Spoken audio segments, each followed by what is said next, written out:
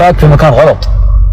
هذا لاونج صوته مزعج، والناس في الصباح اللي يتضاربون، اللي صاحي واللي ما بصاحي، ما بين بنيت وما بين شباب. أنا بصوتي إذا وصل أنا مت، أنا تعبت. المنشد السعودي فلاح المصردي يشكو إزعاج مرقص في الحي الذي يسكنه، وعدم استجابة الجهات الوصية لتظلماته المتكررة، خصوصا وأن المرقص يتواجد في الطابق السفلي للمنزل الذي يقطن فيه. جيت شرطة الحمراء قالوا روح لشرطة الخليج، جينا شرطة الخليج قال هذا البلدية، رحنا البلدية قال هيئة الرقابة، طلعنا هيئة الرقابة ما في أي. غير أن المضحك المبكي في تظلم المنشد هو أن انزعاجه كان بسبب أن الراقصين أسفل البيت يشوشون عليه في إنتاج أغانيه داخل استوديوهاته في أعلى البيت.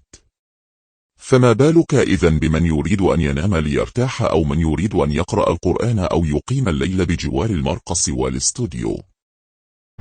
أنا خسرت في الاستوديو حقي، الدور اللي فوقهم تحتي بالضبط، أزعجوني حتى ما أقدر أشتغل. وقد تم تداول أخبار على أن هذا المرقص أو اللونج كما يحلو للبعض تسميته يتواجد بحي اليرموك وفي شارع الصحابة بالرياض، وقد تناقلت بعض الصفحات معلومات عنه مشيرة إلى كثير من المخالفات التي يتسبب فيها. هذا لهم في حي سكني، أنا ما أتكلم، أنا اللي فوق الشهر أو شهرين، أنا ما أدري ندائي هذا حق من.